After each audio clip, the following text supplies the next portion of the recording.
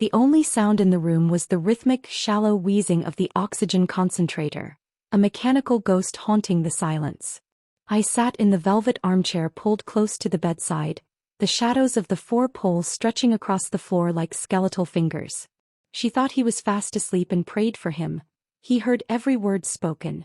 The man in that bed, Cobb Sullivan, looked fragile, a word I never thought I'd associate with the most feared architect of the city's skyline. His eyes were closed, his lashes dark against skin that had turned the color of parchment, and for the first time in the 3 years I had served as his personal assistant, the wall between us was gone. Because he was unconscious. Or so I believed. Hello everyone. It is truly a blessing to have you with us today for this deeply personal story. Before we continue into the quiet confessions of a heart pushed to its limit, I'd love to know, where are you joining us from today? Please drop a comment and let me know how you're holding up. If you haven't subscribed to the channel yet, please consider hitting that button and joining our family. Your presence here means everything to me. I, Andy Hunt, have spent 1,095 days hiding behind professional schedules, ironed suits, and a neutral "yes, Mr. Sullivan." I have watched him break hearts and build empires without ever letting a single crack show in my own armor. But seeing him like this, broken by an accident that should have claimed his life, the armor didn't just crack, it shattered. I reached out, my fingers hovering just inches above his hand, which lay motionless on the sterile white sheets. I didn't touch him. I didn't dare. But in the dim amber glow of the nursing lamp, I let out a breath that felt like it had been trapped in my lungs for years. "I hope you can't hear me, Cobb," I whispered, my voice a jagged thread of silver in the dark. "Because if you could, I'd have to leave. I'd have to disappear before you could look at me with that cold, professional pity you save for the weak." I leaned forward, my forehead almost touching the guardrail of the hospital bed. The scent of antiseptic in his expensive sandalwood cologne, fading now, replaced by the smell of sickness, swirled around me. "Please don't leave me in this world alone," I prayed, the words catching in a throat tight with unshed tears. "I know I'm just the girl who organizes your life, the one who reminds you to eat and signs the cards for the women you forget. But to me, you are the only son I've ever known. I beg whatever power is listening, take my years. Take my health. Just let him open his eyes. Let him live, even if he never looks at me as anything more than a ghost in his office." I didn't see the slight twitch of his index finger under the sheet. I didn't see the way the heart rate monitor spiked for a single frantic second before leveling out. I was too busy pouring my soul into the floorboards, confessing a love that was never meant to survive the daylight. But as I wept silently, my hand finally coming to rest over his cold knuckles, I didn't realize that the man I was mourning was wide awake in the dark of his own mind. And he was listening to every devastating word. The silence of the ICU was a heavy, pulsating thing, broken only by the rhythmic hiss-click of the ventilator. I sat there, my hand still resting on his, feeling the faint, thrumming heat of his pulse against my palm. I had spent 3 years being the shadow at his heel, the woman who knew his coffee order. Black, 3 sugars, exactly $85 / text, $, and the exact anniversary dates of the board members he despised. I was Andy Hunt, the girl from a small town with a degree she couldn't afford and a heart she couldn't control. My deepest desire wasn't for the penthouse views or the designer bags he occasionally gifted me as performance bonuses. It was for the moment he looked at me, truly looked at me without a digital screen or a legal brief between us. I feared the day he would marry a woman like Sloane Van Doren, a cold, crystalline socialite who saw him as an accessory rather than a man. Seeing him now, stripped of his custom-tailored suits and his biting wit, my motivation wasn't professional duty. It was a desperate, clawing need to keep the only person who made me feel alive from slipping into the gray. "You always thought I was so composed, didn't you, Cobb?" I whispered, a watery smile touching my lips as I looked at his closed eyelids. "You called me the Ice Queen of the 40th floor, during that Christmas party. You had no idea that I was only frozen because if I melted I'd drown you in how much I care." I remembered the night of the crash. We had been leaving the gala for the Sullivan Cross Foundation. Rain was lashing against the windows of the Maybach, and Cobb had been uncharacteristically quiet. He had looked at me, his eyes dark with a question he didn't ask, before the headlights of the stray truck blinded us. I escaped with bruises. He escaped with a fractured skull and a coma that the doctors said might be permanent. A soft rustle at the door made me jump, pulling my hand away as if burned. Rick Grimes, Cobb's head of security and the only man who knew the true weight of the Sullivan Empire, stood in the doorway. He was a man of granite and gravel, his eyes weary from 48 hours of standing guard. "You should go home, Andy," Rick said, his voice a low rumble. "The board is meeting at dawn. They're already talking about succession. They think he's a vegetable. If you aren't there to fight them, they'll strip this company to the studs before he can even blink." "I can't leave him, Rick," I said, my voice cracking. "What if he wakes up and no one is here? What if the first thing he hears is a lawyer talking about liquidation?" Rick stepped into the room, his gaze softening as he looked at the man in the bed. "He's tough, Andy. But he's also a Hawthorne. Men like him don't know how to be vulnerable. Maybe this is the only way he could ever find peace." "Peace." I stood up, the anger flickering through my grief. "He doesn't want peace. He wants to build, he wants to argue, he wants to live. And I won't let them take that from him while he's still breathing." I didn't tell Rick about the secret file I had hidden in my desk, the one Cobb had given me 6 months ago with instructions to burn it if I ever stopped moving. It contained the evidence of the board's embezzlement, a weapon he had forged but never used. He had trusted me with his destruction. As Rick left, I leaned back in the chair watching the green line of the heart monitor. I didn't see the way Cobb's jaw tightened almost imperceptibly at the mention of the board. I didn't know that inside that stillness his mind was screaming. He wasn't at peace. He was a prisoner in his own body, listening to the girl he had teased and overlooked confess that she was the only shield he had left. "I'll be there at the meeting, Cobb," I whispered, leaning close to his ear, my breath warm against his skin. "I'll fight them for you. Just please. Come back and fire me later if you hate." The glass-walled boardroom on the 40th floor of the Sullivan Cross building felt like a shark tank at feeding hour. I stood at the head of the table, my knuckles white as I gripped the edge of the mahogany. I hadn't slept in 36 hours and the caffeine in my system was the only thing keeping my knees from buckling. Across from me sat Julian Crane, the vice chairman, a man whose smile reminded me of a razor blade. "Andy dear," Julian purred, leaning back in his Italian leather chair. "We all appreciate your loyalty to Cobb, truly. But a company of this magnitude cannot be governed by a hope and a silent heart monitor. The doctors say his brain activity is negligible. We need to sign the power of attorney over to the board today." "Negligible is not none, Mr. Crane," I snapped, my voice echoing in the sterile room. "And as his designated health proxy for professional matters, I am not signing anything that dissolves his voting blocks. Cobb Sullivan is still the CEO of this firm." Julian's eyes darkened. "He's a ghost, Andy. And you're just the girl who keeps his calendar. Don't make us remove you." "Try it," I whispered, the weight of the secret file in my bag feeling like a loaded gun. But as I prepared to play my final card, my phone buzzed with a frantic notification from the hospital's private line. My heart skipped. I ignored the board's protests and stepped into the hallway, my breath hitching. "Ms. Hunt." It was Sarah Connor, the head trauma nurse. Her voice was taut with an urgency that made my blood run cold. "You need to get back to the ICU immediately. There's been an incident." "Is he awake?" I gasped, already running toward the elevators. "No," she said, and the hesitation in her voice was a physical blow. But his vitals spiked so hard the alarm triggered. "And Andy, the police are here. They found a secondary device on the wreckage of the Maybach. This wasn't a stray truck. It was a remote-detonated brake failure." The world tilted. The elevator doors slid shut, trapping me in a mirrored box of my own reflection. I looked like a woman who had lost everything, but the fire in my gut was new. Someone had tried to murder him. Someone in that boardroom. Someone I had just defied. I sped back to the hospital, my car screeching into the emergency bay. I sprinted to his room, pushing past the uniformed officers. I reached the bedside, gasping for air, and stopped dead. Cobb was still silent. But his hand, the hand I had held and prayed over just hours ago, was no longer resting palm down. His fingers were curled into a tight, white-knuckled fist. "Cobb," I whispered, moving to his side. The room felt different. The air was charged, electric. "I'm here. I'm not letting them take the company. And I know someone hurt you on purpose." I leaned over him, my hair brushing his shoulder. If you can hear me, give me a sign. Anything. I need to know you're still in there before I go back and burn that boardroom to the ground.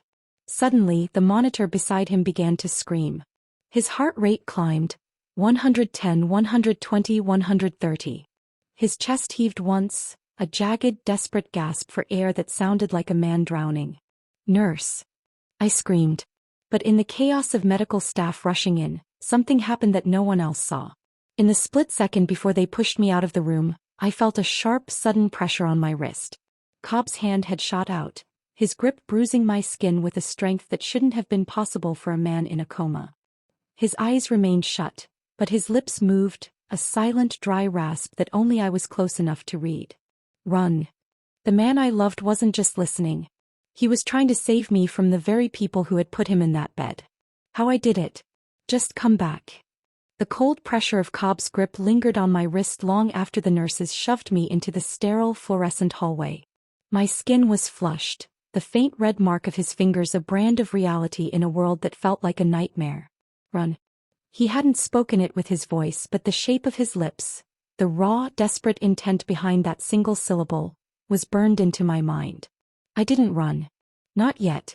I retreated to the hospital chapel, a small circular room filled with the scent of beeswax and the heavy silence of 1,000 desperate pleas. I sank into a wooden pew, my breath coming in jagged hitches. The board wanted the company. Someone wanted Cobb dead. And now, Cobb was awake enough to warn me but not enough to protect me. My phone buzzed in my pocket. A restricted number. I answered, my voice trembling. Hello. Andy, it's Rick Grimes. His voice was a low, urgent rasp. Don't go back to your apartment. Don't go back to the office. I just pulled the security footage from the Sullivan Cross garage from the night of the accident. The technician who serviced the Maybach? He's been found at the bottom of the river. And Julian Crane just authorized a security sweep of your desk. They're looking for the file, I whispered, the realization chilling my blood. The embezzlement records Cobb gave me. They'll do more than look, Andy. If you have those papers, you're a walking death warrant. Get out of the hospital. Now. I stood up, my heels clicking sharply on the stone floor. I looked back toward the ICU. I couldn't leave him. Not when he had just reached out to me. But if I stayed, I was a target, and if I was dead, there was no one left to guard his back. I slipped out the side exit, bypassing the main lobby where two men in charcoal suits, men I recognized as Julian's private security, were scanning the crowd. I hailed a cab, my heart hammering against my ribs like a trapped bird. The North Pier, I told the driver. I needed to get to the one place Julian wouldn't think to look. The old Sullivan shipping warehouse, a derelict building Cobb had bought years ago and forgotten. As the city lights blurred past the window, I pulled out my laptop. I began to dig. If the brake failure was remote detonated, there had to be a digital footprint. Cobb was a genius of systems. He had taught me how to look for the ghost in the machine. Hours bled into the night. Inside the drafty warehouse, surrounded by crates of forgotten blueprints, I found it. A series of encrypted transfers from a shell company called Vesper Holdings. The destination? Julian Crane's private offshore account. But there was something else. A secondary recipient. A name that made the laptop nearly slip from my fingers. Sloane Van Doren. The woman Cobb was supposed to marry. The woman who had been at the gala with us. She wasn't just a socialite, she was the silent partner in the coup. I leaned back, the darkness of the warehouse closing in. I thought of my prayers by his bedside, how I had begged for him to stay by my side, even if he never felt the same. I felt a sudden, sharp pang of humiliation. I was risking my life for a man who was engaged to a woman trying to kill him. But then I remembered the way his hand had found mine in the dark. The way he had used his last ounce of strength not to call for help, but to tell me to save myself. My phone vibrated again. This time it wasn't a call. It was an automated alert from the hospital's patient monitoring system. I had set it up months ago as a backup. Patient. Sullivan Cup. Status. Critical spike. Location. Room 402. My blood turned to ice. Someone was in his room. Someone wasn't waiting for the coma to do its work. I didn't call Rick. I grabbed the heavy brass paperweight from my bag, the only weapon I had, and ran for the door. The tension that had been building since the crash finally snapped. I wasn't just his assistant anymore. I was the only thing standing between the man I loved and a silent, clinical murder. I reached the hospital in record time, my lungs screaming. I bypassed the elevators and took the stairs for flights of grueling concrete. I burst into the ICU wing, my eyes wild. The hallway was eerily quiet. The night nurse was gone from her station. I reached room 402 and threw open the door. Sloan Van Doren stood over Cobb, her gloved hand resting on the plastic tubing of his ventilator. She wasn't crying. She was smiling. "He always did have a soft spot for the help, Andy," she said, her voice like silk over a blade. "But don't worry. I'm going to make sure he never has to choose between us." She reached for the power switch. The click of the ventilator's power switch echoed in the sterile room like a gunshot. The rhythmic hiss thump of the machine died instantly, replaced by a silence so profound it felt like the world had stopped spinning. Sloan Van Doren didn't flinch. She stood there, her designer coat draped elegantly over her shoulders, looking at the man she was supposed to marry as if he were a faulty piece of machinery. "You're too late, Andy," Sloan whispered, her eyes meeting mine with a chilling lack of remorse. "The board has already moved. The contracts are signed. Cobb is just a loose end now." I lunged forward, the brass paperweight heavy in my hand, but I stopped dead. Sloan wasn't alone. From the shadows of the bathroom, a man stepped out. Julian Crane. He held a small, silenced pistol, the muzzle pointed directly at my heart. Now, Ms. Hunt," Julian said, his voice a low, soothing purr. "Let's not make this more dramatic than it needs to be. You've been a very loyal assistant, but even the best employees have to be let go eventually." My lungs burned. I looked at Cobb. His chest wasn't moving. The monitor was flatlining, a long, continuous beep piercing the air. The despair was a physical weight, a tidal wave of grief that threatened to drown me. I had prayed for him. I had confessed my love to a dying man. And now I was watching the light fade from the only world I cared about. "I'll kill you," I hissed, my voice cracking with a raw, primal agony. "If he dies, I will spend every second of my life making sure you rot." "A touching sentiment," Sloan said, reaching out to stroke Cobb's cooling cheek. "But dead men tell no tales. And neither do dead assistants." She leaned down, her lips inches from Cobb's ear. "Goodbye, darling. It was a lovely investment while it lasted." Suddenly the flatline beep changed. It didn't stop, it shattered. The monitor exploded in a frenzy of activity. At the same moment, the hand Sloan was stroking didn't just move. It clamped onto her wrist with the force of a hydraulic press. Sloan screamed, a sharp, ugly sound of pure terror. Cobb's eyes snapped open. They weren't the clouded, vacant eyes of a coma patient. They were ice blue, razor-sharp, and burning with a terrifying, lucid fury. With a roar of effort that sounded like a man tearing his way out of a grave, Cobb sat up. He ripped the intubation tube from his throat with his free hand, coughing up a spray of crimson, but he never let go of Sloan. "My investment?" Cobb gasped, his voice a jagged, bloody rasp that sent a shiver of pure electricity through the room. Julian froze, his gun hand trembling. "Cobb, it's impossible. The doctors said."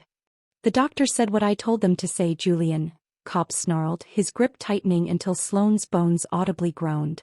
"I've been awake for 48 hours. I heard every word about the shell companies. Every word about the security sweep. And I heard everything." He looked at me then. For a fraction of a second, the predatory rage in his eyes softened into something so vulnerable, so intensely personal, that I felt my knees hit the floor. He had heard my prayers. He had heard the Ice Queen melt. "Rick!" Cobb roared. The door burst open. Rick Grimes and 3 uniformed officers charged in, weapons drawn. Julian dropped his pistol, his face turning the color of ash. Sloan was weeping now, her poise shattered as the police pulled her away from the bed. "Secure them," Cobb commanded, his voice growing stronger with every breath. He swung his legs over the side of the bed, the hospital gown hanging off his broad shoulders. He looked like a fallen god rising from the ruins.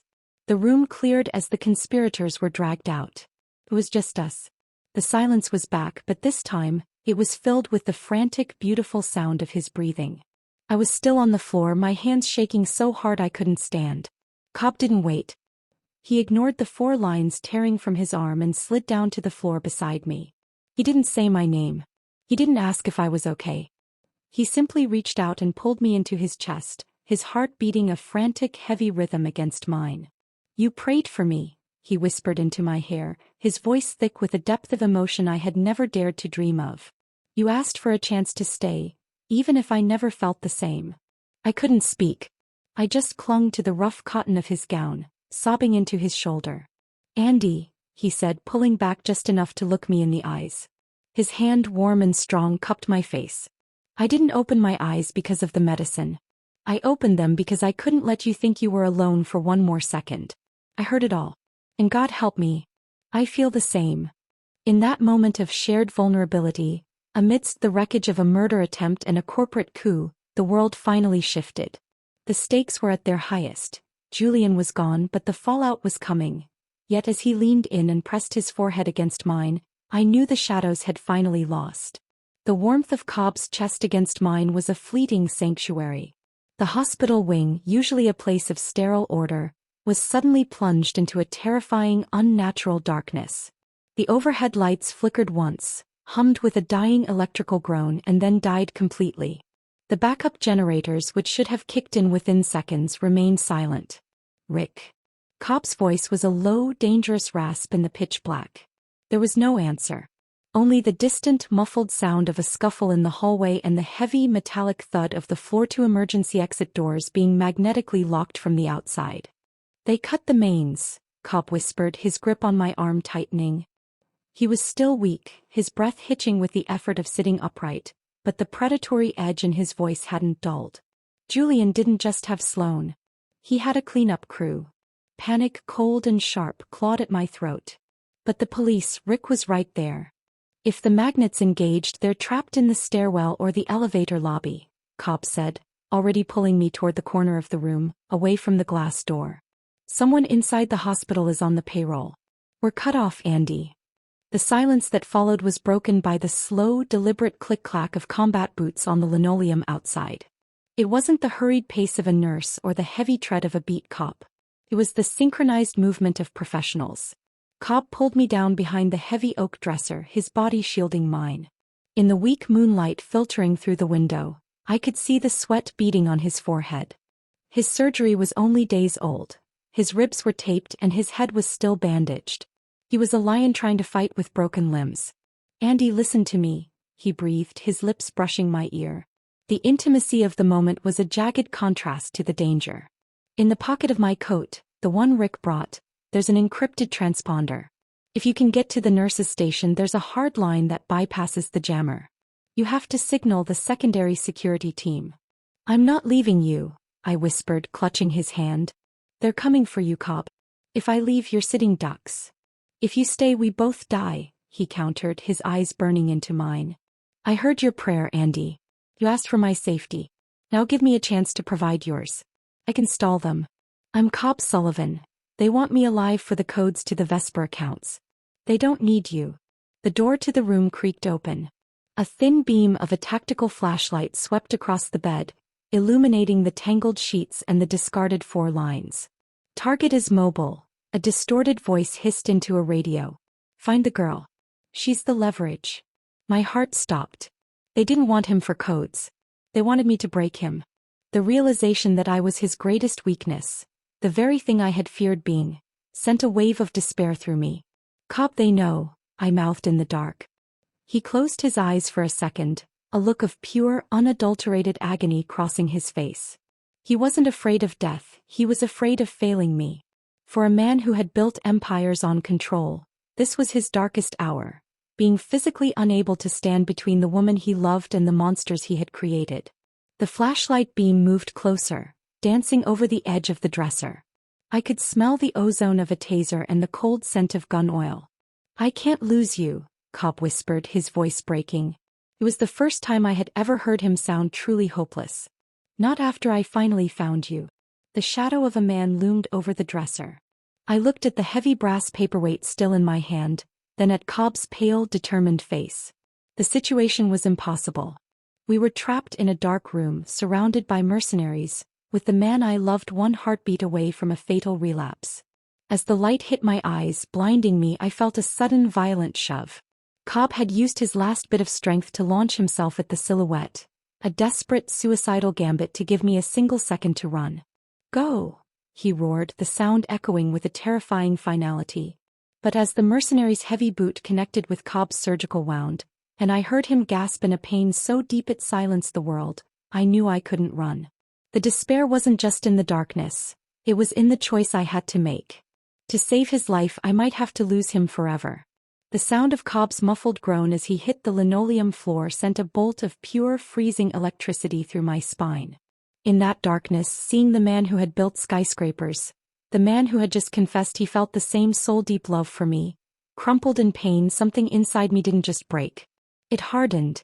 It turned into a diamond-sharp resolve that sliced through my panic. I didn't run for the door. I didn't scream. I remembered who I was. I was the woman who managed the chaos of the Sullivan Empire. I was the one who knew every backdoor, every override, and every contingency Cobb had ever designed. He wasn't the only one with a brilliant mind. He had chosen me because I could keep up with it. "Leave him alone," I shouted, stepping out from behind the dresser, the moonlight catching the brass paperweight in my hand. The mercenary laughed, a metallic clicking sound through his comms. "There she is. Grab her and get the Duke of the 40th floor to start talking." As he lunged, I didn't dodge. I threw the heavy brass weight with every ounce of my frustration. It struck the man square in the throat, sending him reeling back into the stand with a crash of glass. "Cobb, the tablet," I hissed, scrambling toward the bedside locker. Cobb, gasping for air, his hand pressed against his bleeding side, looked up. Through the pain, a spark of recognition ignited in his eyes. He knew exactly what I was thinking. The hospital's smart care system was integrated into the Sullivan Cross network. We weren't just in a room, we were in a node. I grabbed the tablet used for patient records. It was locked, but I didn't need a password. I needed a bypass. I typed in the sequence Cobb had used for the 2024 security audit. A sequence he'd whispered once during a late-night flight to London when he thought I wasn't listening. "Subted. What are you doing, Andy?" Cobb wheezed, his voice thick with a sudden surging pride. "I'm taking control of the building," I said, my fingers flying over the screen. With 3 taps, I overrode the floor's environmental controls. Suddenly, the fire suppression system, the specialized halogen mist meant to preserve delicate medical equipment, began to hiss from the ceiling. A thick, white fog filled the room in seconds, blinding the mercenaries who relied on tactical lights. "I can't see," one of them yelled. "I can't breathe." I grabbed Cobb's hand, pulling his heavy arm over my shoulder. "Neither can they. The mist is designed to displace oxygen in 5-minute bursts. We have to go now." We moved through the fog, invisible and silent. I didn't head for the exit, I headed for the service lift. Using the tablet, I forced the doors open. We tumbled inside just as the emergency lights in the hallway flickered back to life. Not because the guards fixed them, but because I had redirected the power from the entire north wing to this single elevator. The lift descended, the silence inside a stark contrast to the chaos we'd left behind. I leaned Cobb against the brushed metal wall. He was pale, his gown stained with fresh blood, but he was looking at me with an intensity that made my breath catch. "You used the London bypass," he whispered, a weak, triumphant laugh bubbling in his chest. "You really were listening to every word, weren't you? Even back then." "I told you," I said, my eyes misting over as I checked his bandage. "I've spent 3 years learning how to be your shadow. Now I'm learning how to be your shield." "Andy," he said, reaching out to cup the back of my neck, pulling me closer until our foreheads rested against each other. "The prayer you said, about staying by my side. I'm never letting you go. Do you hear me? Not as an assistant. Not as a shadow. As mine." The courage I felt wasn't just about the fog or the lift. It was the realization that I wasn't fighting for a boss anymore. I was fighting for my future. The turning point hadn't happened when Cobb woke up. It happened when I realized I was the only one strong enough to lead us both out of the dark. The service elevator groaned to a halt, but not at the ground floor. I had redirected us to the rooftop helipad, the only exit Julian couldn't block without alerting the entire city's aviation authority. The doors slid open to a wall of freezing rain and the rhythmic, deafening thwip-thwip-thwip of a running rotor. A sleek, black corporate helicopter sat idling on the reinforced concrete, its navigation lights cutting through the downpour like neon knives. But standing between us and the cockpit wasn't Rick Grimes. It was Julian Crane holding a flare gun in one hand and a remote detonator in the other. "You really are a remarkable woman, Andy," Julian shouted over the roar of the blades, his face twisted into a mask of desperate mania. "I underestimated the help. But you've reached the end of the hall. The board has already voted. I have the digital signatures. All I need now is for Cobb to succumb to his injuries during a tragic transport accident." I braced Cobb against my shoulder, his weight becoming a heavy, agonizing anchor. He was gray, his breath coming in ragged, wet rattles, but he forced his head up. "The signatures are worth nothing, Julian," Cobb rasped, the wind whipping his hospital gown. "I set up a dead man switch 3 years ago. If my biometric scan doesn't check in every 24 hours, the Vesper accounts are wiped. You're holding a handful of ashes." Julian's eyes widened, a flicker of pure, unadulterated terror crossing his face. "You're lying. You wouldn't burn your own empire." "I didn't build an empire for you to steal," Cobb snarled, taking a step forward, swaying precariously. "I built it for her. For the future I was too arrogant to see." "Then no one gets it," Julian roared, thumbing the detonator. My heart plummeted. I expected an explosion, a fireball that would consume us all. But instead of a blast, the helipad was suddenly flooded with blinding white spotlights from above. 2 police choppers crested the edge of the building, their sirens wailing in a discordant harmony with the wind. "Drop the device, Crane," a voice boomed over a loudspeaker. It was Rick Grimes, leaning out of the lead chopper, a high-powered rifle trained on Julian's chest. Julian spun, confused, his finger trembling on the trigger. But in that split second of distraction I saw my opening. I didn't use a weapon. I used the truth. "The secondary device on the Maybach, Julian," I screamed. "The one the police found. It didn't have your fingerprints. It had Sloane's. She recorded your phone calls for months. She was never your partner, she was your executioner. She was going to frame you for Cobb's murder and take the chair herself." The revelation hit Julian like a physical blow. The remote fell from his nerveless fingers, clattering onto the wet concrete. Sloane had betrayed the betrayer. In the game of sharks he was just bait. As the officers swarmed the roof, tackling Julian to the ground, the adrenaline that had been sustaining me finally evaporated. I felt Cobb's knees buckle. I went down with him, cradling his head in my lap as the rain washed the soot and blood from our faces. "Cobb, stay with me," I sobbed, pressing my hand over his leaking bandage. "The paramedics are right here. You won. We won." He looked up at me, his blue eyes clear and piercing even in the shadow of death.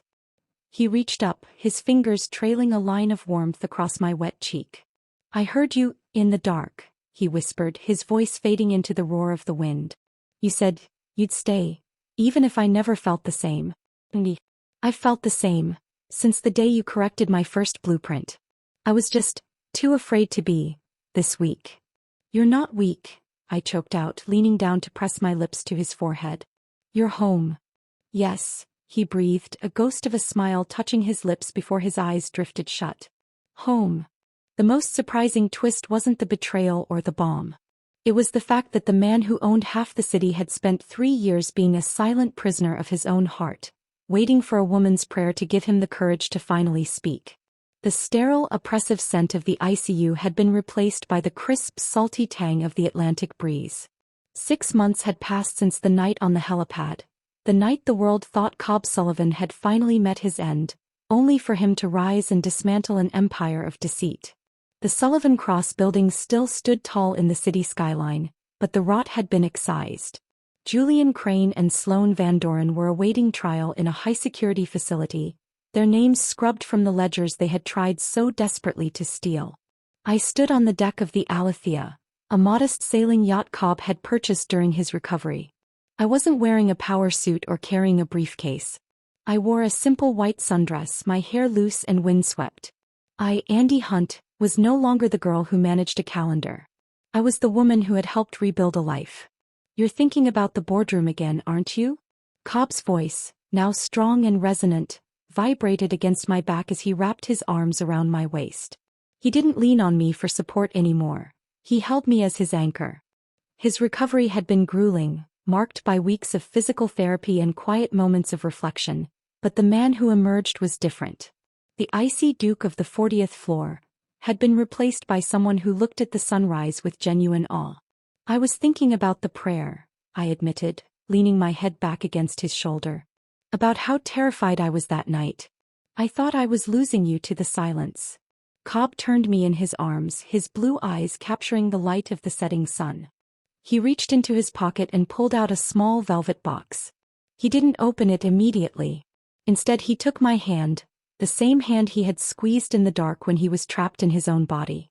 "I spent years listening to you, Andy," he said, his voice dropping to a low, intimate register. "I heard you navigate corporate wars, I heard you protect my reputation, and finally, I heard you confess a love that I didn't think I deserved." I lay in that bed, unable to move, realizing that the only thing more powerful than the machines keeping me alive was the sound of your voice. He opened the box. Inside wasn't a cold, corporate diamond. It was a ring set with a single raw piece of sea glass, smoothed by the very tides we were sailing. A symbol of something broken that had been made beautiful by time and resilience. "You prayed for a chance to stay by my side," Cobb whispered, his forehead resting against mine. "I'm asking you to never leave it. Not as my assistant, not as my shield, but as my wife. I want to hear your voice every morning for the rest of my life." The tears that blurred my vision this time weren't born of grief. They were the fulfillment of a hope I had once thought was a fairy tale. "Yes," I choked out, a laugh bubbling through the emotion. "Always yes." As he slipped the ring onto my finger, the last of the shadows from the Sullivan Cross building seemed to vanish into the horizon. We had faced the betrayal of friends, the greed of a board, and the literal threat of death, only to find that the most resilient thing we owned was each other. To everyone who joined us for this journey of hidden truths and the power of a whispered prayer, thank you from the bottom of my heart. Your support keeps these stories alive. I'd love to hear from you. Have you ever had a moment where being vulnerable turned out to be your greatest strength?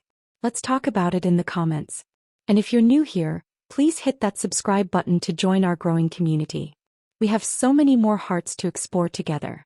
Cobb pulled me into a kiss that tasted of salt and new beginnings. The man I thought was fast asleep had heard every word of my heart's deepest longing, and he had spent every second since making sure those prayers were answered. The silence wasn't a cage anymore. It was peace.